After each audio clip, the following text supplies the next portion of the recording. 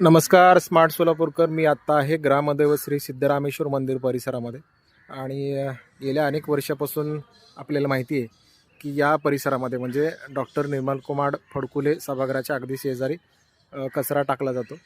आत्ता हा सगळा मंदिराचा परिसर जस्ट पाऊस होऊन गेला आहे. आत्ता इकडे साफसफाई करणाऱ्या ताई आल्या होत्या.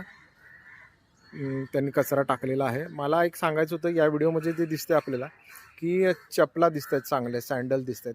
तर याच्यापैकी बऱ्यापैकी चपल्या सँडल चांगल्या आहेत, चांगल्या कंपनीच्या आहेत.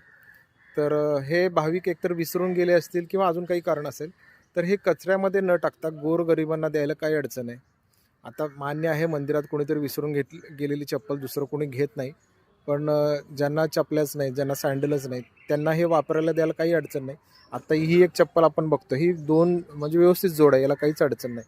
म्हणजे ही कमीत कमी 400-500 रुपयांची चप्पल आहे. बाकीचे पण चांगले कंपनीचे आहेत, पुमाचं पण दिसतंय किंवा ज्याला जोड आहे असे बरेच दिसतात.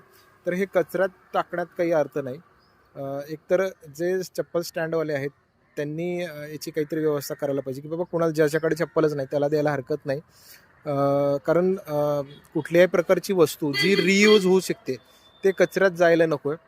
मंदिराच्या परिसरामध्ये जर लोक चप्पल विसरून गेले असतील किंवा अजून काही वेगळं कारण असेल, म्हणजे आज जाताना चप्पल एका ठिकाणी ठेवली होती पण आल्यानंतर ती सापडली नाही, त्यामुळे ते लोकांना असं वाटलं की बाबा चोरीला गेली किंवा हरवली, त्यामुळे ते निघून गेले आणि चप्पल इथंच राहिली. मग ह्या साफसफाई करणाऱ्या लोकांनी, इथल्या कर्मचाऱ्यांनी आणून पुन्हा इकडे कचऱ्यात टाकली. हे काही आज झालंय असं वाटत नाही, नेहमी होत असेल. तर मला या व्हिडिओच्या निमित्तानं एक सांगायचं आहे मंदिर देवस्थान समितीला की चपल्या जे लोक विसरून जातात किंवा हरवतात ते इथं कचऱ्यात न टाकू नका. कारण हे कचऱ्यात टाकलं तर एक पुढं महापालिकेची गाडी कधीतरी येईल आणि घेऊन जाईल.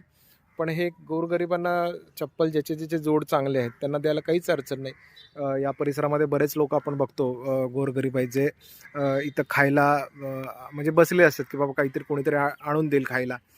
तर अशा लोकांना ज्याच्याकडे चपल्या नाहीत त्यांना द्यायला हरकत नाही. किंवा मग सामाजिक संघटना जे गोरगरिबांसाठी काम करत आहेत त्यांनी थोडंसं मंदिर समितीशी कोऑर्डिनेशन करून ज्या चपल्या लोक विसरून गेलेले आहेत, ज्यांना माहीत नाही की कुणाचे आहेत, तर त्या चपल्या व्यवस्थित धुवून गोरगरिबांना द्यायला काहीच अडचण नाही. इथं खूप चांगल्या चपल्या दिसत आहेत, कंपनीच्या पण आहेत. थोडंसं याच्यावर विचार व्हायला हरकत नाही.